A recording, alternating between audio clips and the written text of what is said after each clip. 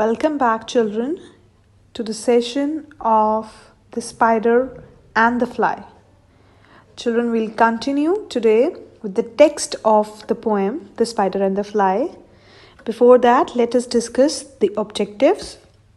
The objectives of this session are to comprehend the text of the poem, to understand the literary devices used in the poem. Now, children, please take out the textbooks at page number 29, poem number 9, The Spider and the Fly. Now, children, let us read the text and side by side I'll tell you the meanings. You please note down the word meaning side by side, and after that I will be discussing the explanation plus the figures of speech used in this first stanza. Now, see, children, will you walk into my parlor? So, children, parlor means drawing room. Will you walk into my parlor? Said the spider to the fly. It is the prettiest little parlor that ever you did spy. Children, spy means notice. The way into my parlor is up a winding stair. Winding stair means a circular stair whose steps wind around central part. And I have many pretty things to show when you are there. Oh, no, said the little fly. To ask me is in vain. Vain means useless. For who goes up your winding stair can never come down again.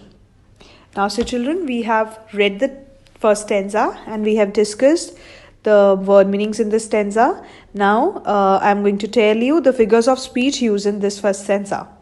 So, children, walk into my parlor. This is aphorism.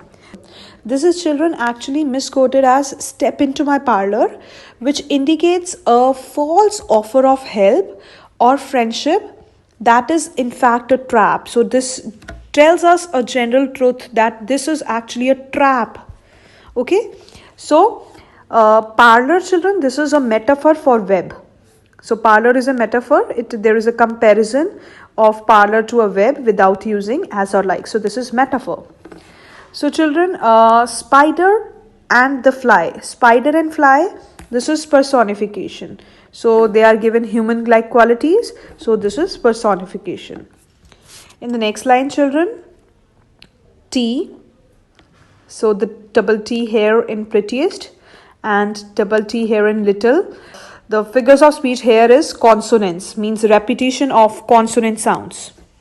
Okay. So, one more is there in this stanza. Oh, no. So, this is, children, repetition. Repetition is done here. So, figures of speech here is repetition. Now, children, let us do the explanation. Will you walk into my parlor? Said the spider to the fly. It is the prettiest little parlor that ever you did spy. The way into my parlor is up winding stair, and I have many pretty things to show when you are there. So, children, in these lines, the spider invites the fly into his parlor and he tries to convince her by saying that it is not only the prettiest parlor that she would have ever seen, but this is also filled with many pretty things. Oh, no, said the little fly. To ask me is in vain. For who goes up your winding stair can never come down again. So, children, the fly here replies that it is futile, it is useless to invite her because she very well knows that anybody who goes in never comes out. So, children, this was stanza 1. I hope it is clear to everybody. Now, let us move to stanza 2. Let's read. I'm sure you must be weary, means tired, with soaring up means flying up so high. Will you rest upon my little bed? Said the spider to the fly. There are pretty curtains drawn around. The sheets, children, means ropes. So, ropes of his web are fine and thin. And if you like to rest a while means for some time, I'll snugly means tightly. Tuck means push. I'll snugly tuck you in. Oh, no, said the little fly, for I have often heard it said, they never wake again who sleep upon your bed. Now, children, let us discuss the figures of speech here. First of all is soaring, S and S of so. These are repetition of consonant sound. So this is alliteration in the beginning of a word. So one more is there. Never, never is repeated. This is so. This is repetition. Now let us read with explanation. I'm sure you must be weary with soaring up so high. Will you rest upon my little bed? So children, here the spider tries to convince the fly to enter his web by saying that she must be tired and so she must rest on his comfortable bed. There are pretty curtains drawn around. The sheets are fine and thin. So children, here he tries to lure her by saying that there are pretty curtains drawn around and the sheets there are also fine and thin. And if you like to rest a while, I'll snugly tuck you in. Oh, no, no, no, said the little fly, for I have often heard it said, they never, never wake again who sleep upon your bed. So children, here the spider, he says if she is ready and if she is ready to rest for some time, he is willing to securely put her on his bed. The fly responds in negative because she has often heard that those who sleep on spider's bed, they never wake again. So children, this was the explanation of second stanza.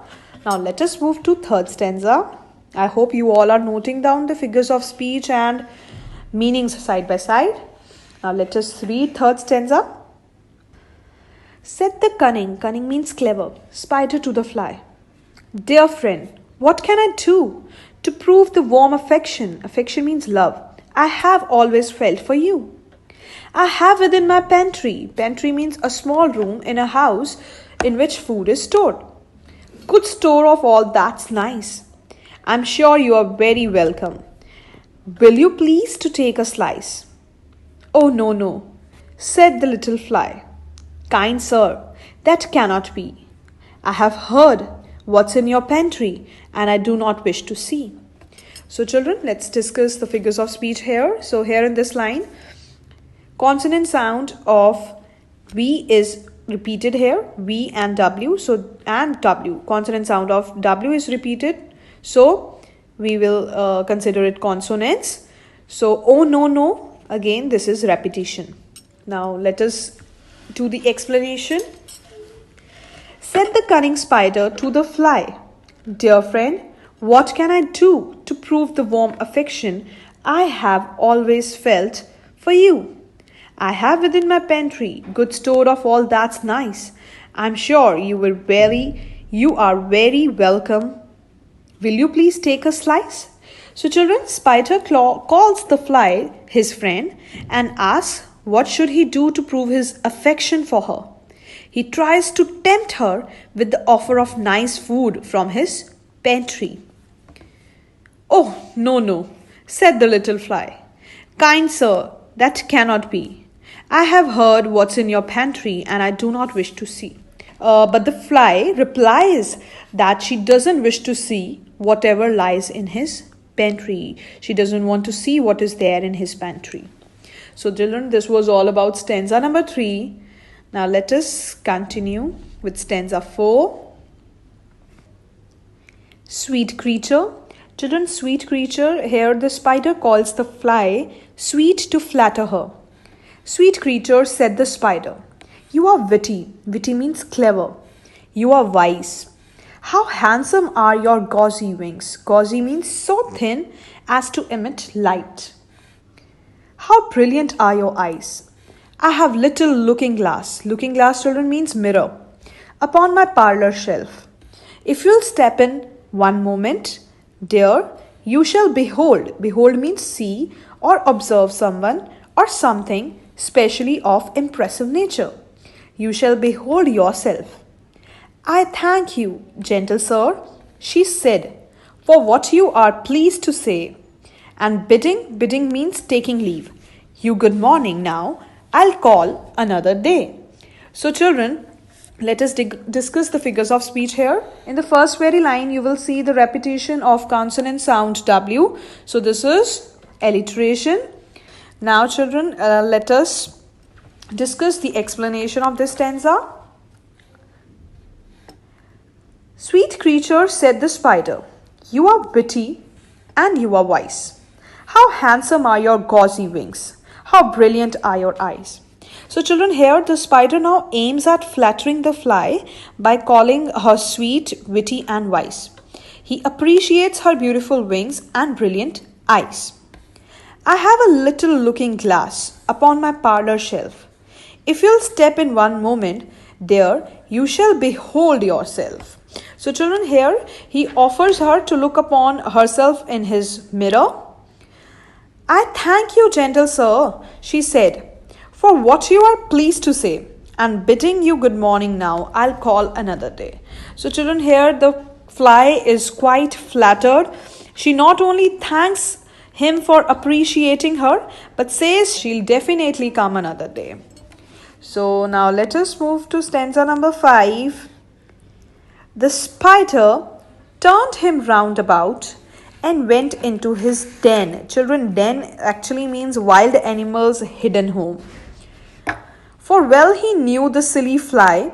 So why we are calling it silly fly here? Because the fly, in spite of being aware of spider's tricks, is enamored by him and hence is termed silly. So for well he knew the silly fly would soon come back again. So he wove a subtle web. Subtle web, children, means it's a web not easily noticeable. In a little corner sly, means in a mischievous manner. In a fly here means secret. And set his table ready to dine. Dine means to devour. Upon the fly. Then he went out to his door again and merrily means happily. Happily he did sing, come hither, hither, pretty fly, with the pearl and silver wing. Your robes here means the color of fly, are green and purple. There's a crest. Crest, children, a group of decorative feathers at the top of bird's head. Upon your head, your eyes are like the diamond bright, but mine are as dull as lead. So, children, now let us do the discuss the figures of speech. First of all, before explanation, see in the last line only. Your eyes are like the diamond bright. So there is a comparison between fly's eyes and spider's eyes. Using the word like, so this is simile. But mine are dull as lead. So here there is a comparison. So using the word like and as, so this is simile. Please mark it there, simile. Now children, let us discuss the explanation. The spider turned him round about and went into his den. For well he knew the silly fly would soon come back again. So children, the spider goes back to his den. He knows that the fly is flattered, so he knew that she will come back. So he wove a subtle web in a little corner sly and set his table ready to dine upon the fly. So children, the spider, he weaves a web in a little mischievous corner. The spider sets his dining table waiting for the fly. And now let's read next. Then he went out to his door again and merrily did sing, come hither, hither, pretty fly, with the pearl and silver wing. Your robes are green and purple. There's a crest upon your head. Your eyes are like the diamond bright, but mine are as dull as lead.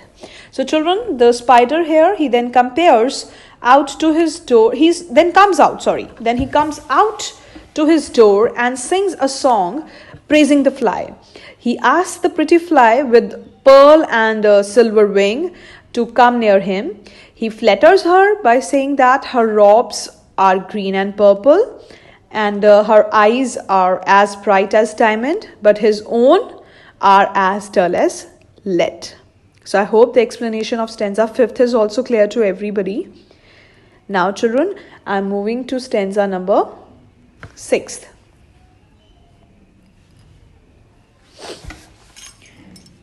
Alas, alas, how very soon the silly little fly.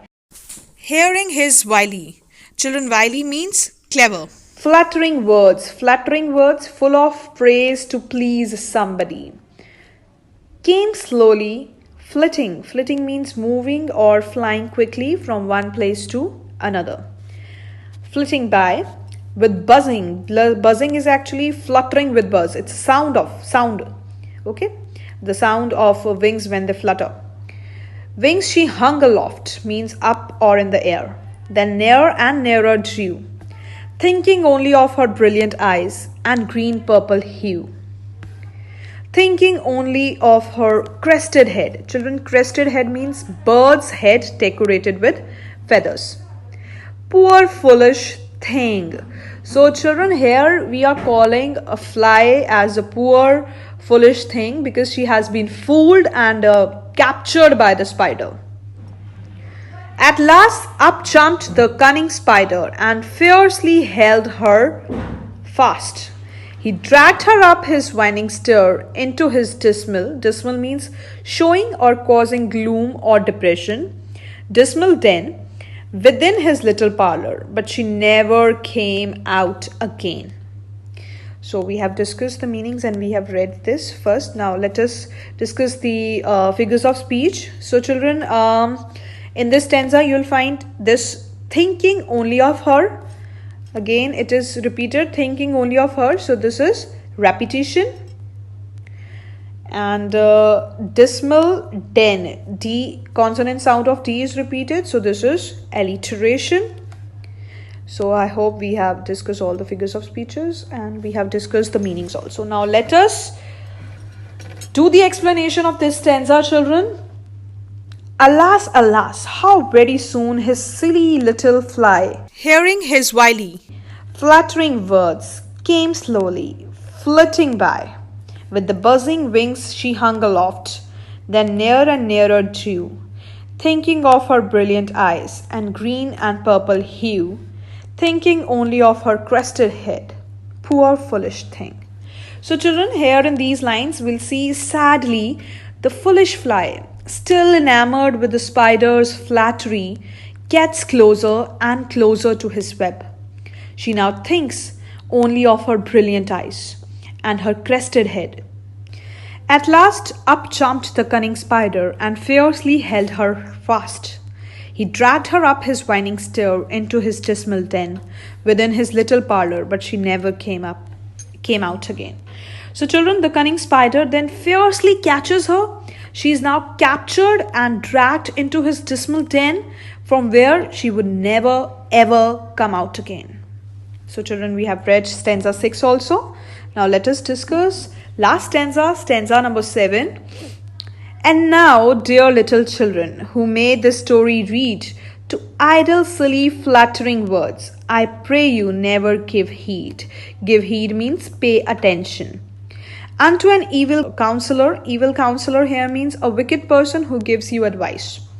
Close heart and ear and eye, and take a lesson from this tale of the spider and the fly.